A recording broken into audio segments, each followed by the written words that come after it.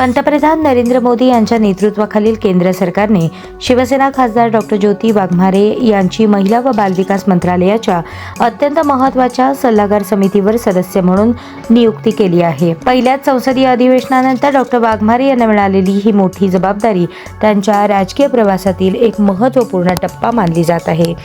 भारतीय संसदीय कार्य मंत्रालयाने 17 ऑगस्ट 2026 रोजी जारी केलेल्या अधिसूचनेद्वारे या नियुक्तीची घोषणा केली। मुख्य नेत्यांच्या हस्ते पत्राचा स्वीकार या महत्त्वपूर्ण निवडीचे अधिकृत पत्र शिवसेना मुख्य नेते आणि महाराष्ट्राचे मुख्यमंत्री एकनाथ शिंदे यांच्या हस्ते स्वीकारण्यात आले।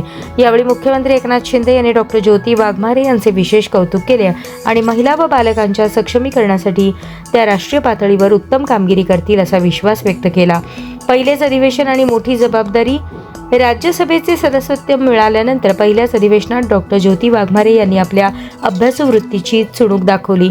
याचीच दखल घेत मोदी सरकारने त्यांची महिला आणि बालविकास मंत्रालयाच्या समितीवर सदस्य म्हणून नियुक्ती केली आहे।